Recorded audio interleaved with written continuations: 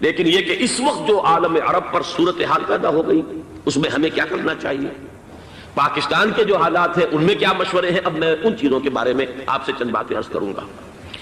پہلی بات تو یہ ہے کہ مشرق وسطیٰ کے مسئلے میں اس کے پس منظر کو سمجھ لینا چاہیے۔ ہمارے بہت سے احباب جو ہیں وہ فوری طور پر وقتی صورتوں کو جیسے کہ حالات و واقعات ہوتے ہیں صرف انہی کے اعتبار سے رائے قائم کرتے ہیں، چیزوں کا پس منظر جو ہے نگاہوں کے سامنے رہنا چاہیے۔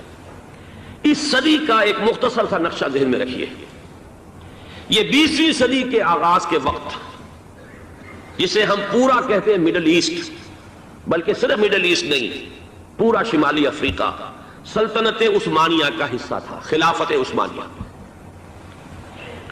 لیبیا، الجزائر، مصر، پورا حجاز، یمن، پورا عراق، شام، اور یہ شام ہی کے حصے ہیں در حقیقت، اردن اور لبنان، یہ سب یہ شام عرب، عراق عرب، یہ پورا علاقہ خلافت عثمانیہ یہ اس کا حصہ تھا۔ پہلی جنگ عظیم میں انگریزوں نے عربوں کو بغاوت پر آمادہ کیا، غداری پر آمادہ کیا، انہوں نے خلافت عثمانیہ کے خلاف بغاوت کی، بیج بوئے ان کے دلوں کے اندر نفرت میں، ابھارا انہیں کہ تم ترکوں کے غلام کیوں ہو، تمہیں خود حاکم ہونا چاہیے، تم کھڑے ہو جاؤ، ہم مدد کریں گے، تم بغاوت کرو، تم ان ترکوں کے خلاف ہماری مدد کرو، ہم تمہیں آزاد کر دیں گے، تم اپنے پاؤں پر خود کھڑے ہو جانا۔ یہ بہت ہی ہمارے لیے دردناک المیہ ہے اس پہلی جنگ عظیم کا۔ کرنل لارنس جیسا شخص، برطانوی استعمار، اور اس کے نتیجے میں عربوں نے بغاوت کی۔ اور اس قدر دردناک بات آپ کو بتا رہا ہوں، میں پہلی مرتبہ جب سن 62 میں حج کے لیے گیا مدینہ منورہ میں، ابھی وہ ریل کے انجن کھڑے ہوئے تھے۔ یہ ترکی کے زمانے میں، سلطنت عثمانیہ کے زمانے میں بغداد سے مدینے تک ریلوے لائن تھی۔ یہ پورا ایک عالم سلطنت عثمانیہ، صرف سلطنت نہیں، خلافت عثمانیہ، پوری ٹرینیں جو ہے ترکوں کی اڑائی گئی، ہزاروں ترکوں کو شہید کیا گیا، یہاں تک کہ صحن حرم میں شہید کیے گئے سینکڑوں ترک۔ یہ جرم تھوڑے نہیں ہے، معمولی نہیں ہے۔ آج جس کی سزا مل رہی ہے معلوم ہونا چاہیے کہ وہ جرائم کون کون سے تھے۔ اب بھی جو لوگ گئے ہیں انہوں نے دیکھا ہوگا ترکی کا قلعہ موجود ہے اوپر پہاڑی کے اوپر، حرم کا جو سب سے بڑا دروازہ ہے باب ملک عبد العزیز، اس کے سامنے ایک لائبریری ہوتی تھی، اب تو غالباً وہ بھی گرا دی گئی ہے، اس کے پیچھے پہاڑی پر ترکوں کا قلعہ ہے پرانا، اس پر توپیں موجود تھیں۔ جب بغاوت ہوئی ہے، جو حرم میں آئے ہوئے تھے ترک فوجی، ظاہر بات ہے نہتے، وہ تو نماز پڑھنے آئے ہوئے تھے، ان کو وہاں ذبح کیا گیا ہے، اور ترکوں نے اپنی توپیں استعمال نہیں کی کہ کہیں بیت اللہ کو کوئی اذن نہ پہنچ جائے۔ بہرحال یہ غداری ہوئی ہے پہلی جنگ عظیم کے دوران، اور نہ صرف ترکوں کے، عربوں نے کی ہے۔ جیسا کہ میں نے کہا تھا، دو ہیں سب سے بڑے مجرم روئے ارضی کے اوپر امت مسلمہ کے طبقات۔ ہمارا پنجابی سپاہی بھی جا کر انگریزوں کی مدد کر کے ایلن بی کو قبضہ جو لے کر دیا بغداد کا، اس میں ہمارے مسلمان پنجابی سپاہی بھی شامل تھے۔ یہ خون چکاں باب ہے ہماری تاریخ کا اس صدی کا۔ لیکن اس کے بعد سلطنت عثمانیہ کے ٹکڑے ہو گئے، چیچڑے ہو گئے۔ ایک انگریز نے لکھا ہے یہ جملہ، ذہن میں بجھا ہوا جملہ، کہ تاریخ میں یہ بات ثبت ہو جائے گی کہ ایک انگریز نے اس سلطنت کے ٹکڑے کر دیے کہ جو عمر فاروق نے قائم کی تھی رضی اللہ تعالی عنہ۔ یہ پورا عالم، یہ تمام علاقہ کس نے فتح کیا گیا؟ یہ بات ہاتھ بدل گئے تھے، پھر ترک آ گئے، خلافت عثمانیوں کے پاس چلی گئی، لیکن یہ سلطنت تو حضرت عمر رضی اللہ تعالیٰ عنہ کے زمانے سے چلی آ رہی تھی۔ اس کو ایک انگریز کرنل نے، اور اس نے بغاوت میں آمادہ کر کے عربوں کو اور ترکوں کے پیٹھ میں چھرا گھپوا کر ان کے ذریعے سے اور ٹکڑے کر دیے۔ لیکن جب جنگ ختم ہوئی، اب انہوں نے کہا کہ اب ہمیں آزادی دیجیے، تو اب انہیں معلوم ہوا کہ غداروں کو دنیا میں کیا ملتا ہے، ٹکڑے کر دیے گئے۔ یہ حصہ عراق یہ انگریز کے پاس رہے گا، شام کا یہ علاقہ یہ فرانسیسیوں کے پاس رہے گا، مصر پر انگریزوں کا تسلط رہے گا، لیبیا اطالویوں کے پاس رہے گا، لے دے کر یہ جو علاقہ تھا حجاز، کیونکہ وہاں کچھ تھا ہی نہیں، بوادن غیر ذی زرع، یہ عربوں کے پاس چھوڑ دیا گیا۔ اس وقت جو بادشاہ ہیں شاہ حسین اردن کے، ان کے دادا سب سے بڑے غدار وہی تھے، لہذا ان کو اس علاقے کی بادشاہت دے دی گئی۔ اس کے بعد نجد سے ایک تحریک اٹھی ہے، وہ سعودی جو خاندان ہے وہ نجد سے اٹھا، نجد میں اس وقت کچھ بھی نہیں تھا، وہ تو صرف ریت کے تودے تھے اور کچھ بھی نہیں، لہذا ادھر کسی استعماری قوت کو دیکھنے کی ضرورت ہی نہیں تھی۔ وہ تو بعد میں تیل برآمد ہوا اور اس کی حیثیت ہو گئی، اور یہ امارات کا علاقہ جو ہے اس کی دنیا میں اب گویا کہ یوں سمجھیے کہ جو سب سے زیادہ اہم علاقے ہو سکتے ہیں روئے ارضی کے نقشے پر، ان میں سے ایک وہ ہو گیا۔ لیکن یہ اس وقت کی بات میں کر رہا ہوں، کوئی حیثیت نہیں تھی، لہذا اس کو چھوڑ دیا گیا۔ یہ ہے تاریخی پس منظر، یہ لکیریں جو کھینچی گئی ہیں، یہ ایک ملت اسلامیہ کو جو قومیتوں میں تقسیم کیا گیا، پھر نعرے لگوائے گئے المصر للمصریین الشام للشامیین۔ اب شامی ایک علیحدہ قوم ہو چکے ہیں، مصری ایک علیحدہ قوم ہو چکے ہیں، عراقی ایک علیحدہ قوم ہو چکے ہیں۔ یہ ساری تقسیمیں استعمار کی پیدا کرنا ہے، اس کا کوئی تعلق اسلام کے ساتھ نہیں۔ اب ضرورت تو اس بات کی تھی کہ استعمار کے پنجے جب یہاں سے کچھ ہٹے، دوسری جنگ عظیم کے بعد ایک دور آیا، امریکہ ابھرا ہے دنیا کی عالمی سطح پر سیاست میں، اس کے ہاں کچھ آزادی کے تصورات تھے، اس نے بھی سپورٹ کیا۔ برطانیہ کمزور ہو چکا تھا، وہ اتنے بڑے علاقے کو اب ہولڈ نہیں کر سکتا تھا۔ ہندوستان بھی آزاد ہوا، پھر یہ کہ اور دوسرے علاقوں سے بھی اس کو پسپائی اختیار کرنی پڑی۔ استعمار کے پنجے جس طرح بھی ہوئے، ان کے سینوں سے، عربوں کے سینوں سے جو ہے گویا کہ وہ ہٹے، لیکن امریکہ نے ایک اپنی بہت بڑی حکمت عملی جو اختیار کی، عالم عرب کے سینے میں اسرائیل کا خنجر پیوست کر دیا تاکہ یہ کبھی آزاد نہ ہو جائیں، ہمارے انگوٹھے تلے رہے، ہماری پالیسی گورن کرے۔ یہ استعمار کا دوسری جنگ عظیم کے بعد جہاں برطانوی استعمار، فرانسیسی استعمار رفتہ رفتہ یہ ہٹنے شروع ہوئے، صدر ناصر نے انگریزوں کو اٹھا کر پھینکا میڈیٹرینین میں اور دوسرے جگہوں سے، الجزائر نے آزادی حاصل کی فرانس سے، اطالویوں سے جو ہے لیبیا والوں نے آزادی حاصل کی، یہ ہو گیا، لیکن ایک خنجر پیوست کر دیا گیا اسرائیل کا سینہ عرب۔ اس صورتحال میں ظاہر بات ہے کہ ایک تو بڑی آئیڈیل پوزیشن تھی کہ پورا عالم اسلام متحد ہو، لیکن وہ تو بہت دور کا خواب معلوم ہوتا ہے۔ علامہ اقبال سے بڑا کوئی نقیب نہیں ہے ملت اسلامی کی وحدت کا، ایک ہو مسلم حرم کی پاسبانی کے لیے نیل کے ساحل سے لے کر تا بخاک کاشغر، لیکن انہیں بھی اپنے لیکچرز میں کہنا پڑا کہ اس وقت جو صورتحال ہے پورے عالم اسلام کی ایک وحدت بن جانا تو تقریباً ناممکن نظر آ رہا ہے۔ اگر کسی طرح ایک common wealth of Muslim nations وجود میں آ جائے تو بھی بڑی کامیابی ہوگی، لیکن اس سے بھی پہلے یہ تو زیادہ آسان تھا کہ عالم عرب ایک وحدت کی شکل اختیار کر لیا۔ یہ تو ایک قوم ہے، اکثر و بیشتر ایک نسل یا زیادہ دو نسلیں کہتی تھی، شمالی افریقہ میں بربر نسل بھی ہے، باقی تو سب عرب ہیں۔ یہ پورا عالم ایک نسل، ایک زبان، پورے اتنے رقبے کے اوپر بولے جانے والی ایک زبان، یہ تو ایک ہو جائے۔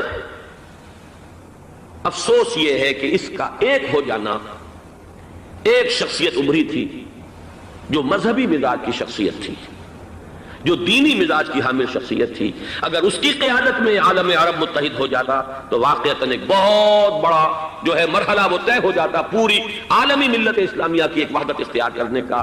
وہ شخصیت تھی شاہ فیصل شہید کی، اور اس لفظ کے ساتھ ہی آپ کے ذہن میں آ گیا ہوگا کیوں انہیں شہید کر دیا گیا، کس نے کیا کرایا،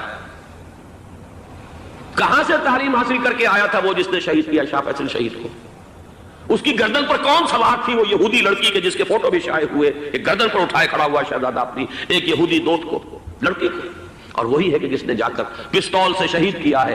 جان اچھی طرح جان لیجئے، جیسے بارہا میں نے عرض کیا ہے کہ حضرت عمر کو شہید کرنے والا کہنے کو ابو لولو فیروز تھا، لیکن اس کے پیچھے پورا ایرانی نسل پرستی کا جو پورا پس منظر ہے، اسے تو ہر شخص جس کی ذرا بھی نگاہ جو ہے جو صرف منظر کو نہ دیکھ رہی ہو، پس منظر کو بھی دیکھنے والی ہو، وہ تو جان دے گی کہ ابو لولو فیروز ایک فرد کا نام نہیں تھا، وہ ایران کا انتقام تھا عالم عرب سے۔ بالکل اسی طریقے سے یہ امریکی استعمار کا ہتھ کنڈا تھا، اسے محسوس ہوا۔ شاہ فیصل مذہبی مزاج کا شخص یہ ابھر رہا ہے، اور یہ شاہ فیصل کی حکمت عملی کا ذرا آپ اندازہ کیجئے۔ لاہور میں سمٹ کانفرنس ہوئی، اس میں وہ آئے، سب سے ٹاورنگ پرسنالٹی پورے اس وقت عالم اسلام کے اندر شاہ فیصل کی تھی، اور وہ گویا کہ ایک بہت ہی جس کو کہا جائے کہ ایک بہت ایلڈرلی، ایک بزرگانہ ایک شخصیت جو ہے، اور انہوں نے اپنے دولت کے دروازے، عرب میں وہ مشہور تھے کہ نہایت خسیس اور بخیل انسان ہے، اس لیے کہ وہاں وہ خرچ کرتے تھے حساب کتاب کے ساتھ، لیکن ان کے خزانے کھلے ہوئے تھے عالم اسلام کے لیے، ادھر بھی مدد ہے، ادھر بھی مدد ہے، ادھر بھی کام ہو رہا ہے، ادھر بھی کام ہو رہا ہے۔ پھر انہوں نے تیل کا ہتھیار استعمال کر کے ایک دفعہ امریکہ کو دن میں تارے دکھا دیے تھے، لہذا ان کا ہٹایا جانا سین سے یہ امریکی استعمار کے لیے لازم تھا۔ اب لے دے کر رہ گئے کون؟ سیکولر مزاج کے لوگ۔ پہلی اٹمپٹ جمال عبد الناصر نے کی، ناکام ہو گیا۔ قذافی صاحب نے کوشش کی کہ وہ ان کی جانشینی حاصل کر لے، ناکام ہو گیا۔ اب ایک تیسری شخصیت صدام حسین کی، ملحد ہے، اسلام سے کوئی سروکار نہیں، باس کا فلسفہ، سیکولرزم پلس عرب نیشنلزم، یہ اصول ہے۔ لیکن یہ ہے کہ یہ شخصیت ابو بکر ایسی آئی ہے کہ اس سے اس وقت یہ جان لیجئے، میں امریکہ میں بھی عربوں سے مل کر آیا ہوں، سعودی عرب میں بھی اب میں وہ دیکھ آیا ہوں، نوجوان نسل جو ہے عربوں کی، پورا جو دوسرے عرب ممالک ہے جہاں پر کہ مذہب کا اتنا چرچا ہی نہیں ہے، پورا فلسطینی عرب، جارڈن کے عرب، شامی عرب عوام، وہ سب کے سب صدام کے پیچھے ہیں، اس لیے کہ انہیں نظر آ رہا ہے کہ ایک شخص پھر ایسا پیدا ہو کر سامنے آ گیا ہے جو شاید عالم عرب کو پھر یونائٹ کر دے۔ اور یہ ہے اصل وہ شے کہ جو امریکہ کے لیے کسی صورت میں قابل قبول نہیں۔ دولت کے یہ ذخائر، خلیج کی یہ دولت، سیال سونا اور اس کے ذخیرے، اور یہ کسی طریقے سے یہ امریکہ کے زیر اثر نہ رہے، یہ ہے وہ شے جو اسے برداشت نہیں ہے۔ وہ کوئی عربوں کی محبت میں نہیں آیا 2.5 لاکھ فوج لے کر، وہ کوئی شاہی عرب جو خاندان ہے سعودی، اس سے اس کی کوئی دلچسپی نہیں ہے، کوئی پتہ نہیں کہ وہ خود ان کو ہٹا دے اور وہاں پر کوئی جمہوری ڈھانچہ جو ہے وہاں پہ کھڑا کروا دے خود امریکہ۔ اس لیے کہ سعودی عرب میں دیکھ آیا ہوں، حالات اگرچہ ظاہر بات ہے کہ زیادہ گہرائی میں تو وہاں جانے کا موقع ہی نہیں ہوتا، بہت ہی مستبد حکومت ہے، لیکن صاف نظر آ رہا ہے کہ اس وقت دونوں طبقے نوجوانوں کے جو ہے وہ شاہی خاندان کے شدید خلاف ہو چکے ہیں۔ جو وہاں پر جدید مثقف طبقہ ہے، جدید تعلیم یافتہ، جو باہر پڑھ کر آیا ہے امریکہ میں اور کہیں اور وہ کثیر تعداد میں، اب وہ صاف سوال کر رہے ہیں کہ یہ بلینز اور بلینز آف ڈالرز کے جو ہمارا خرچہ آتا تھا، ہمارے ہتھیاروں کے آرڈر جاتے تھے، وہ کہاں گئے؟ کل 65,000 فوج، اور عرب کے پاس، سعودی عرب کے پاس اتنے ٹینک بھی نہیں ہیں جتنے کہ یمن جیسے غریب ملک کے پاس، تو ہمارا روپیہ یہ گیا کہاں؟ یہ ایک سوال ہے جو ہر شخص کے ذہن کے سامنے ہے۔ اب ہمیں اپنے معاملات کو خود سنبھالنا ہوگا۔ اسی طریقے سے جو مذہبی طبقہ ہے، اور وہاں ہے بڑی تعداد میں مذہبی طبقہ نوجوان جن میں بڑا جذبہ ہے، اور ان کا وہ جوش جہاد انہیں جہاد افغانستان تک لے کر آیا ہے۔ سینکڑوں عرب نوجوان یہاں جو ہے شہید ہوئے، اپنے ملک میں تو انہیں بولنے کی بھی کوئی امکان نہیں ہے، لیکن یہاں وہ جذبہ جو اندر اندر پروان چڑھ رہا ہے، وہ جذبہ انہیں لایا ہے، اور افغانستان کی سنگلاخ وادیوں کے اندر انہوں نے جام شہادت نوش کیا ہے۔ وہ طبقہ بھی شدید مخالف ہو چکا ہے کہ انہوں نے امریکیوں کو بلا کر، ان میں یہودی بھی ہیں، عیسائی تو ہے ہی ہے، یہودی ہیں، یہودی عورتیں ہیں، جو کچھ اب وہاں بے حیائی اور بے پردگی کے مناظر نظر آ رہے ہیں۔ یہ سرزمین عرب، میں نے امریکہ میں تقریر سنی ہے اسنا کے جو فائنل ان کا ایک سیشن تھا، اسلامک سوسائٹی آف نارتھ امریکہ، جس میں میں مدعو کیا گیا تھا، اسی لیے میں نے یہ سفر کیا تھا۔ ایک نوجوان نے جو تقریر وہاں پر کی ہے، واقعہ یہ ہے کہ میں حیران رہ گیا اس کی جرأت کا۔ اس نے کہا کہ حضور نے فرمایا تھا کہ جزیرہ نما عرب میں 2 دین جمع نہیں ہو سکتے، اور آج شاہی خاندان کی صرف اپنی حکومت کو بچانے کے لیے امریکیوں کو اتنی بڑی تعداد میں بلا لیا گیا ہے، جن میں موبائل چرچ بھی ہیں، موبائل سینیگوگز ہیں، یہودی مرد اور عورتیں جو ہے دندناتے پھر رہے ہیں آج عرب کی سرزمین پر۔ لہذا جو مذہبی طبقہ ہے وہ اس پر شدید رد عمل جو ہے اس کے اندر پایا جاتا ہے۔ یہ حالات ہیں جو میں آپ کے سامنے چاہتا تھا کہ رکھوں، یہ وہ شامت اعمال ہے۔ ایک طرف یہ کہ وہ شخصیت جو ہے صدام حسین کی، وہ کوئی پسندیدہ شخصیت نہیں، لیکن یہ کہ اس شخصیت کو تقویت دینے والے بھی تو یہی لوگ تھے۔ انہیں خطرہ تھا ایران کے انقلاب سے کہ کہیں اسی قسم کا کوئی انقلاب ہمارے ہاں نہ آ جائے، لہذا انقلاب ایران کو ایکسپورٹ نہ ہونے دے، اس لیے انہوں نے اسی صدام حسین کو بلینز اور بلینز آف ڈالرز کی مدد دی۔ آج وہی ہے، عربی کی تو ایک کہاوت بھی ہے، سمن کلبک یا کو، اپنے کتے کو کھلا پلا کے موٹا کرو، کسی روز تمہیں کو کاٹے گا۔ آج وہ تو انہیں کاٹ رہا ہے، لیکن یہ کہ اس کا جو علاج تجویز ہوا ہے وہ انتہائی خوفناک ہے۔ 2.5 لاکھ امریکی، وہ استعمار کے پنجے جو بمشکل عالم عرب کے سینے سے جو گڑے ہوئے تھے اس استعمار نے، مشکل ہٹے تھے کہ ایک دم اب وہاں پر خبریں آ رہی ہیں، فرانسیسی بھی آ رہے ہیں، برطانوی بھی آ رہے ہیں، کہاں کہاں سے فوجیں آ رہی ہیں، اور وہاں پر 2.5 لاکھ تو صرف امریکن آرمی کا، اس میں تقریباً 1.5 لاکھ تو پہنچ چکی ہے، اور جو بھی ہوگا وہاں پر جیسا کہ میں نے عرض کیا ہے اس قدر خوفناک سین ہے۔ میں نے بہت سے حضرات واقف ہوں گے، کئی مرتبہ میں نے حوالہ دیا ہے مولانا سید حامد میاں رحمہ اللہ کا، انہوں نے ایک دفعہ مجھے بتایا تھا کہ احادیث میں جو قرب قیامت کے حالات و واقعات کی پیشن گوئیاں ہیں، ان میں یہ ہے کہ وہ جو آخری جنگ ہونی ہے جو کہ دجال کے خلاف ہوگی مسلمانوں کی، اور جس میں کہ حضرت مسیح علیہ السلام کا نزول ہوگا، جس کے سلسلے میں اس سے پہلے ایک جنگ ہوگی بہت خوفناک، بہت خوفناک۔ اور عجیب الفاظ ان کے یہ تھے کہ اس میں ایک طرف مسلمان اور عیسائی اور یہودی تینوں ہوں گے۔ یہ بات سمجھ میں نہیں آتی تھی کہ مسلمان اور یہودی ایک جگہ کیسے جمع ہو سکتے ہیں۔ آج وہ نقشہ نظر آ گیا۔ آج اسرائیل، امریکہ، سعودی عرب اب یہ ایک ہے۔ بلکہ چلتے آئیے، مصر، اسرائیل، سعودی عرب اور جو بھی ان کے حواری ہیں وہ سب ایک ساتھ میں کھڑے ہیں، اور ان کے اوپر سیادت کس کی ہے؟ امریکہ کی۔ وہ نقشہ آگے آیا۔ اور اس جنگ کے سلسلے میں مولانا حامد میاں رحمہ اللہ نے مجھے بتایا تھا کہ حدیث میں الفاظ آئے ہیں، اتنے لوگ ہلاک ہوں گے، اتنے لوگ ہلاک ہوں گے، اتنے لوگ ہلاک ہوں گے کہ ایک پرندہ سینکڑوں میل تک اڑتا ہوا چلا جائے گا اور اسے سوائے لاشوں کے اور کچھ نظر نہیں آئے۔ یہ نقشہ خاکم بدہن تلا ہوا ہے، کھڑا ہوا ہے۔ جو بھی ہوگا کیمیاوی جنگ، کیمیاوی کیمیکل وارفیئر اور پھر ایٹمک وارفیئر، اس کی کھلی دھمکیاں دی جا چکی ہیں۔ کبھی کوریا کے بارے میں اندیشہ تھا کہ یہ درندے خدا کی دھرتی کو، کوریا کی غریب بستی کو ناگاساکی بنا کے چھوڑیں گے، ہیروشیما بنا کے چھوڑیں گے۔ آج وہ صورتحال جو ہے عالم عرب پر، heart of the Arab land, اس پر یہ صورتحال بالکل تلی کھڑی ہے۔ اس میں ہمیں کیا کرنا چاہیے؟ میں نے یہ چاہا کہ پورا پس منظر آپ کے سامنے ہو، صرف وقتی سا کوئی ایک نعرہ، وقتی سی کوئی ایک خبر، اس کے حوالے سے ایک جذبات کا معاملہ، پورا ایک پس منظر سامنے رکھیے۔ اب وہ آپ کو شاید میری باتیں جو ہیں وہ سمجھ میں آ جائیں۔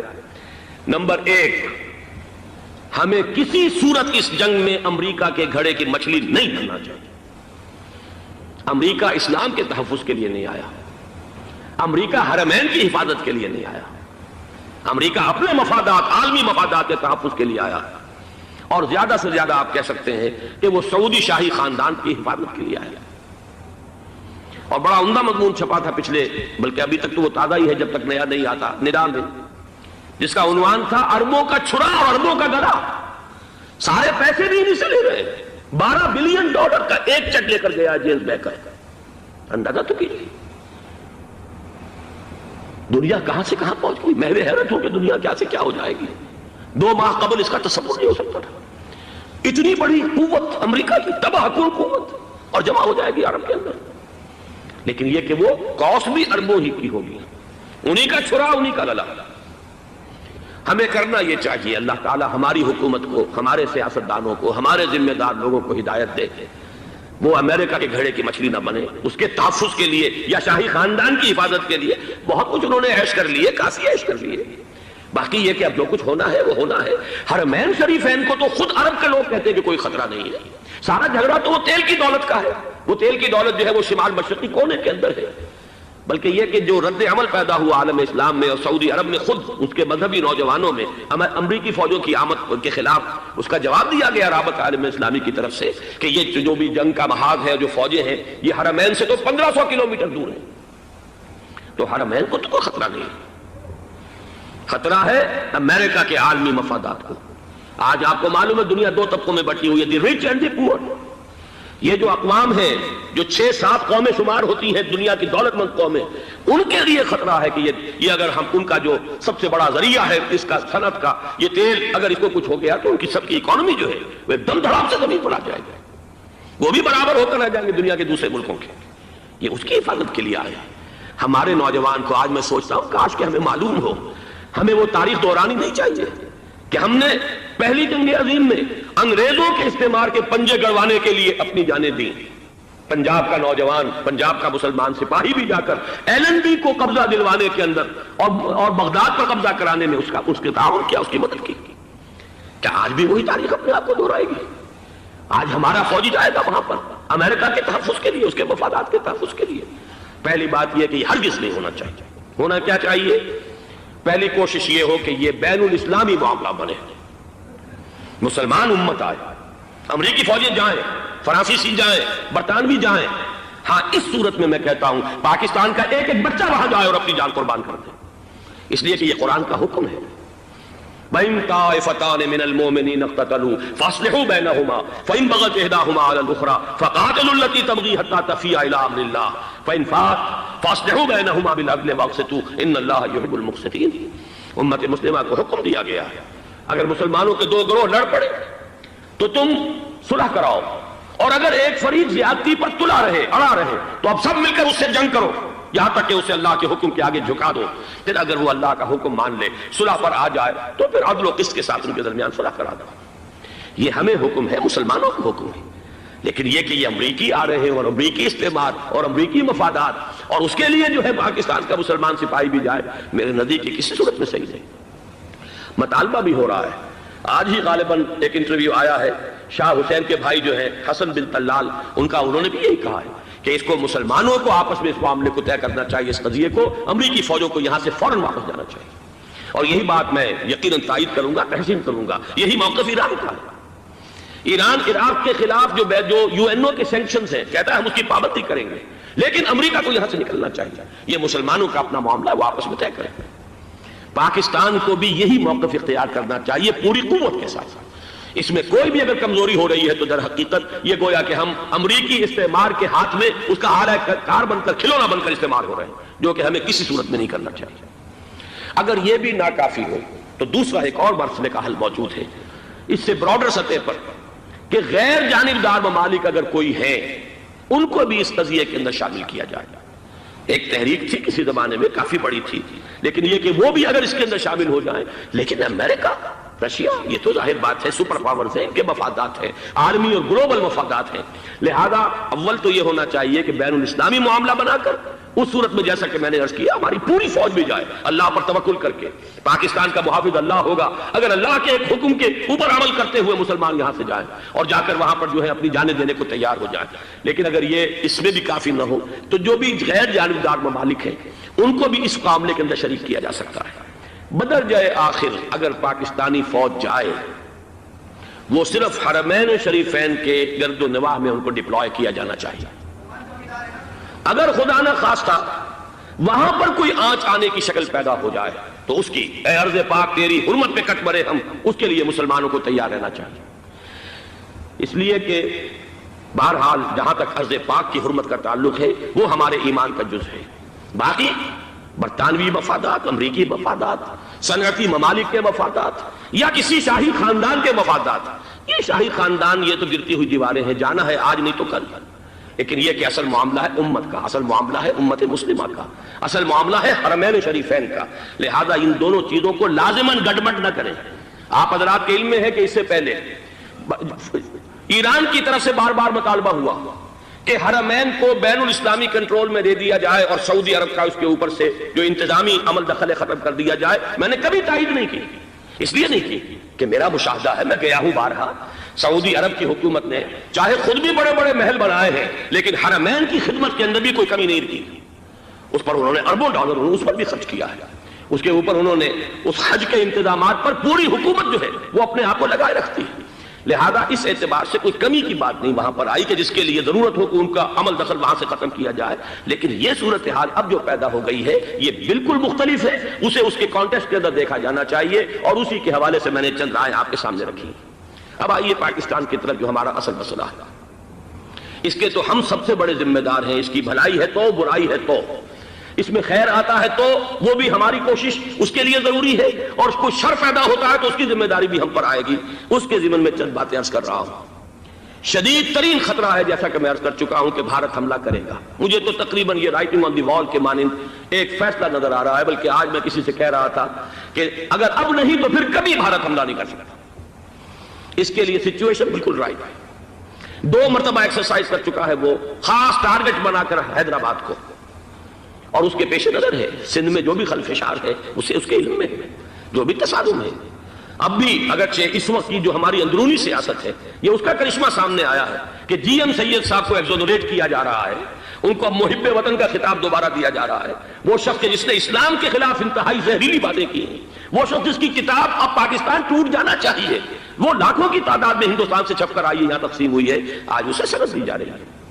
یہ ہے ہماری اندرونی سیاست کے کرشمے، میں اس پر تفصیل سے نہیں جانا چاہتا، لیکن اس شخص کی دیکھیے، وہ جو علامہ اقبال کا شعر ہے کہ بت کرے میں برہمن کی پختہ زناری بھی دیکھ، دیکھ کعبے میں شکست رشتہ تسبیح شیخ اور بت قدے میں برہمن کی پختہ زناری بھی دیکھ کہ نظر یہ آ رہا ہے کہ اس نے رہا ہوتے پہلا بیان یہ دیا ہے کہ ہماری پہلی ترجیح یہ ہے کہ پاکستان ٹوٹ جائے اور ہندوستان کے ساتھ ہم ایک انڈیپینڈنٹ اسٹیٹ کی حیثیت سے کنفیڈریشن قائم کریں، سندھو دیش confederation with India independent of Pakistan.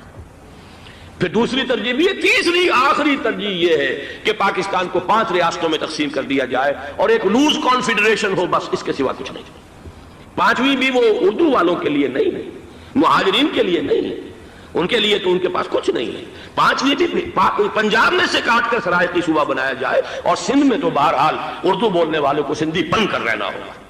یہ اس شخص کا رہائی کے بعد بھی بیان ہے جسے آپ سند دے رہے ہیں کہ وہ محب وطن ہے، اور وہ غدار نہیں ہے، وہ پاکستان کا مخالف نہیں ہے۔ بہرحال یہ حالات جو ہے انتہائی خوفناک ہیں ہمارے۔ آج کشمیر میں جو صورتحال ہے ہندوستان کے لیے انتہائی تشویشناک ہے۔ جو بدنامی اس کو مل سکتی تھی مل چکی ہے، اور یہ آپ نے دیکھ لیا وہ امریکہ بہادر جو 1.5-2 لاکھ آدمی لے کر پہنچ گیا سعودی عرب میں، اس نے انگلی تک نہیں اٹھائی ہے کہ کشمیر میں بھارت کیا کر رہا ہے۔ یہ ہے ان کی ڈبل سٹینڈرڈز، یہ ہے ان کی بے ایمانیاں کہ بھارت جو کچھ کر رہا ہے وہاں۔ آج اگر ظلم ہو رہا ہے کویت میں عراقیوں کے ذریعے، پورے ورلڈ ٹیلی ویژن پر، CNN پر، فلاں پر اور اخبارات میں، آج بھی ایک لمبا مضمون میں نے اخبار میں پڑھا ہے، لیکن یہ ہے کہ کشمیر میں کیا ہو رہا ہے کہیں تذکرہ نہیں ہو رہا۔ یہ ہے دنیا کے اندر دیانت اور امانت اور شرافت کا حال، اور بین الاقوامی سیاست جو ہے اس کے ڈبل سٹینڈرڈز۔ لہذا جو بدنامی بھارت کو آ سکتی تھی وہ آ چکی ہے۔ ہندوستان سے ایک نوجوان مسلمان صحافی دہلی سے آئے تھے، نئی دنیا ایک پرچہ نکلتا ہے اس کے طرف سے وہ دورہ کر کے گئے ہیں، مجھ سے بھی لاہور میں ملے تھے، تقریباً 1 مہینہ 1.5 مہینہ ہوا۔ ان کے الفاظ سن کر میں کانپ گیا تھا۔ انہوں نے کہا تھا کہ بھارت کی حکومت اس کے اوپر تلی ہوئی ہے کہ چاہے ایک اور آخری کشمیری کو بھی ہلاک کرنا پڑے، وہ کشمیر کے اندر کبھی بھی کوئی معاملہ جو ہے کشمیر کی آزادی یا کشمیر کو پاکستان کے لیے جانے کے لیے تیار نہیں ہے۔ کیا بگڑے گا اس کا؟ آپ سمجھئے کہ اگر 80-90 کروڑ قوم کی ایک قوم ہے، 1 کروڑ آدمی ختم کر ان کا دل تو جو ہے اس پہ دکھے گا نہیں۔ حال ہمارا یہ ہے کہ ہم تو کوئی چیلنج بھی نہیں کر سکے، ہم تو اپنی صفائی دیتے رہے کہ نہیں ہمارا کوئی ہاتھ نہیں ہے، ہم نے کچھ نہیں کیا ہے، ہمارا کوئی اس کے اندر عمل دخل نہیں ہے، بس یہی ہماری ڈپلومیسی کا شاہکار رہا ہے۔ یہ حال ہے پاکستان کا۔ لہذا بھارت کا وہ معاملہ جو ہے، میں نے جیسا کہ آپ کے سامنے مختلف فیکٹرز گنوا دیے تھے، اندرونی اس کی سیاست، اندرونی خلفشاں، وہ تو اب آ کر رہے گا۔ اللہ یہ کہ اللہ تعالیٰ کے قبضہ قدرت میں ہر شے ہے، وہ ٹال دے تو ٹال دے۔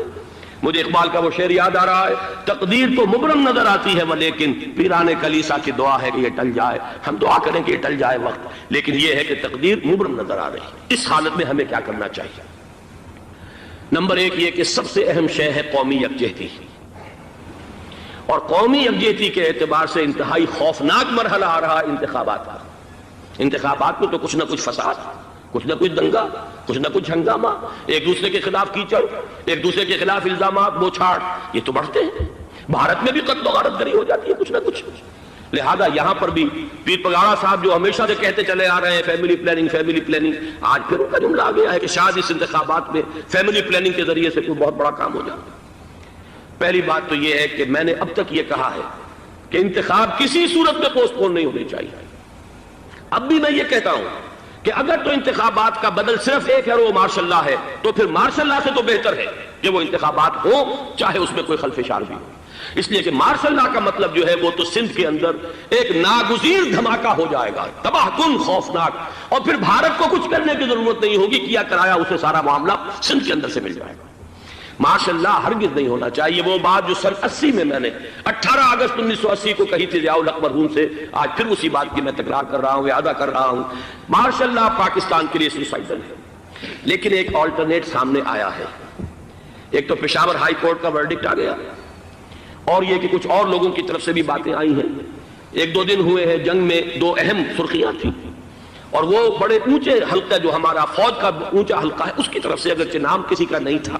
ایک تو یہ کہ ماشاء اللہ یہاں کسی صورت نہیں لگے گا، دوسرے یہ کہ کوئی قومی حکومت کی تشکیل جو ہے اگر کسی طرح ہو سکتی ہو تو وہ اس وقت کا حل ہے، اور وہ اسی شکل میں ممکن ہے۔ اگر تو الیکشن آپ پوسٹ پون کرتے ہیں اور اسمبلیاں پرانی بحال نہیں کرتے تو پھر تو اس کا مطلب یہ کہ ہمارا کانسٹیٹیوشن ایبروگیٹ ہو گیا اور اس کا آلٹرنیٹ سوائے ایک مارشل لا کا کوئی نہیں ہے۔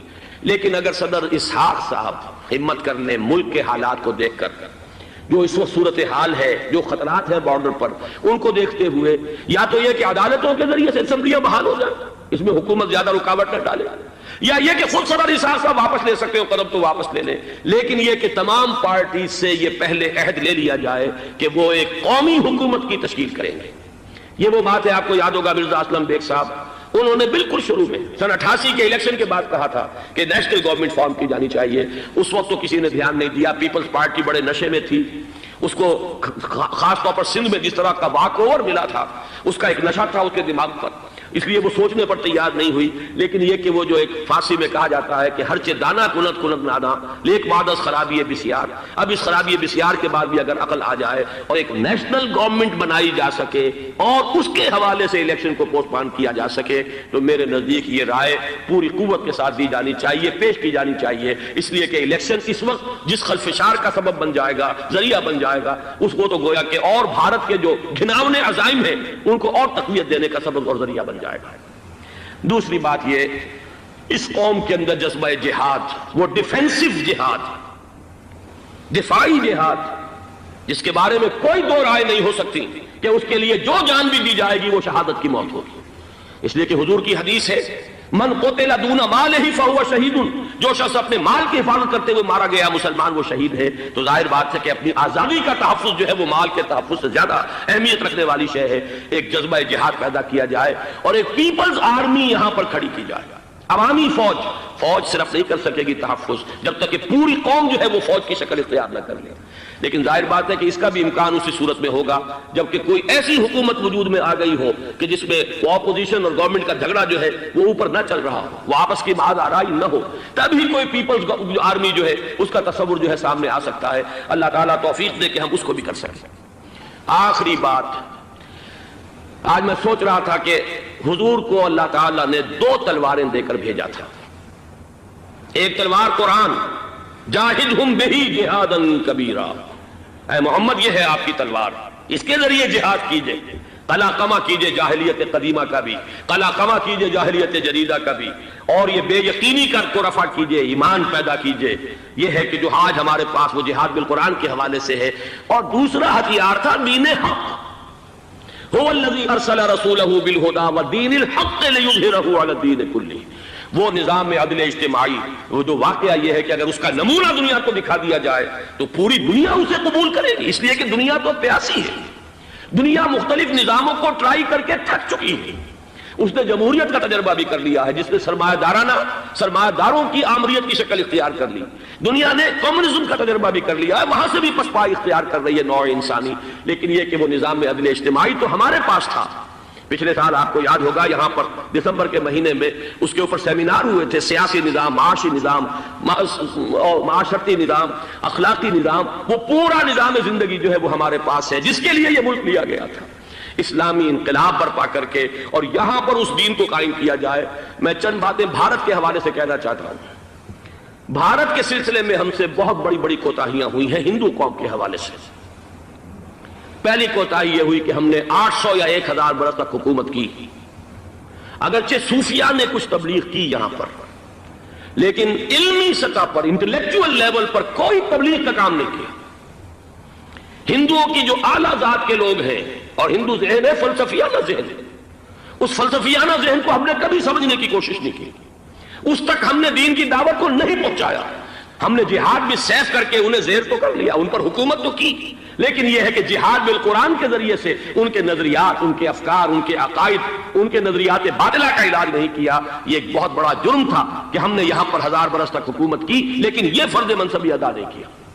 اس ضمن میں آپ سے عرض کروں کہ پچھلے سال جب میں گیا تھا انڈیا، مولانا علی میاں سے مدظ اللہ العالی میری ملاقات ہوئی، میں نے انہیں ایک مشورہ دیا، وہ چونک گئے، انہوں نے مشورہ پسند بھی کیا، یہ مجھے نہیں معلوم کہ اس پر عمل کیا یا نہیں۔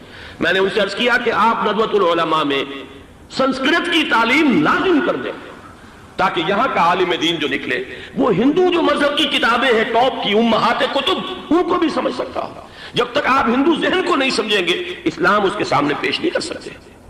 لہذا ایک کام تو ہمیں یہ کرنا ہے، اور میں نے شاید آپ میں سے جو حضرات بھی میثاق پڑھتے ہیں ان کے تو علم میں یہ بات ہوگی کہ میں نے شاہ ولی اللہ دہلوی رحمۃ اللہ علیہ کا ایک قول جو ہے نقل کیا ہے ہندوستان ہی کے ایک رسالے میں، وہ ان کا قول جو ہے اس کو کوٹ کیا گیا تھا، وہاں سے میں نے نقل کیا کہ انہوں نے فرمایا کہ ایک وقت آئے گا کہ ہندو قوم کے اعلیٰ ذات کی اکثریت اسلام قبول کر لے گی۔ اللہ کرے کہ وہ کام ہو، وہ بھی ہوگا تو جہاد بالقرآن کے ذریعے سے ہوگا۔ دوسری دو کوتاہیاں کیا ہوئی؟ دیکھیے میں اس کی مثال دے رہا ہوں۔ ہم نے اب تک اسلام کے لیے جو نعرہ بازی کی ہے اس کا نتیجہ یہ نکلا، ہندو کو ہم نے بیدار کر دیا، چوکنا کر دیا، منظم کر دیا، اپنے خلاف کھڑا کر دیا، اور ہم نے کچھ کیا نہیں۔ اس کی ایک سادہ مثال دے رہا ہوں۔ چپ راس چپ، چپ راس چپ، خاکسار تحریک دہل گیا تھا پورا ہندوستان، واقعہ یہ کہ دہل گیا تھا۔ وہ تحریک تو اس کے بعد ختم ہوئی، اب آثار قدیمہ میں کہیں رکھی ہوئی ہے، لیکن ہندو نے اس وقت سے RSS شروع کی، ہندو کو جگہ دیا۔ RSS جوابی تحریک تھی خاکسار تحریک کے مقابلے میں، اور وہ 60 برس ہو گئے مسلسل کام کر رہے ہیں، وہ تحریک موجود ہے اور اب وہ بہت بڑی فارمیڈیبل فورس بن چکی ہے ہندوستان کے اندر۔ اسی طرح دوسری بات عرض کر رہا ہوں، ہمارے ہاں اسلام کا نعرہ، اسلامی نظام، اسلامائزیشن، حکومت، قانون، یہ پہلے تو لگا کرتا تھا اپوزیشن کے پلیٹ فارم سے۔ 11 برس جو تھے ہمارے مرحوم ضیاء الحق صاحب کے، وہ ایوان حکومت سے یہ نعرہ لگا۔ نتیجہ یہ نکلا ہندوستان میں رام راج کی تحریک کھڑی ہو گئی جوابی رد عمل کے طور پر۔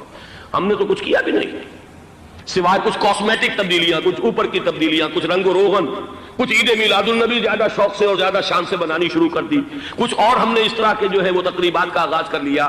باقی وہ اسلام کا نظام، وہ نظام تو ہم نے قائم نہیں کیا۔ میں نے جو حضرات واقف ہیں مجھ سے، انہیں یاد ہوگا یہ کہ میں سن 80 میں پہلی مرتبہ بھارت گیا تھا، پاکستان بننے کے بعد۔ سن 47 نومبر میں نے کراس کیا تھا from east Punjab to west Punjab, Pakistan آیا، خون اور خاک آگ کے دریا عبور کر کے۔ 33 برس کے بعد میں گیا تھا واپس ہندوستان، پہلی مرتبہ سن 80 میں۔ واپس آ کے جو میں نے تقریر کی تھی اس کے چند چیزیں یاد ہوں گی بہت سے حضرات کو۔ میں نے کہا تھا میں نے 2 چیزیں بڑی اچھی دیکھی ہندوستان میں، جس سے ہندوستان میں مسلمانوں اور اسلام کے مستقبل کے بارے میں جو بہت زیادہ اندیشے اور خطرے تھے وہ دور ہو گئے۔ ایک یہ کہ ہندوستان میں بھی کوئی ایک نیشنلزم پیدا نہیں ہو سکا، بلکہ ریجنلزم ہے، علاقائیت ہے، لوگوں کے ذہن کے اندر علاقائیت ہے۔ اگر ایک مرکزی نیشنلزم پیدا ہو جائے تو بھارت بہت بڑی طاقت بن جائے گا، پورے علاقے کے لیے بہت بڑا خطرہ بن جائے گا۔ دوسری بات میں نے یہ عرض کی تھی کہ اللہ کا شکر ہے کہ ہندو مذہب کا کوئی ریوائول وہاں نہیں ہوا۔ بائی اینڈ لارج انڈین ہندو جو ہے وہ سیکولر ذہن کا ہے، مذہب کا احیاء وہاں نہیں ہوا۔ یہ سن 19 کی بات میں کہہ رہا ہوں، اس لیے کہ مذہب کا اگر احیاء وہاں ہو جائے تو مسلمان کے لیے بڑے خطرے کی بات ہو جائے گا۔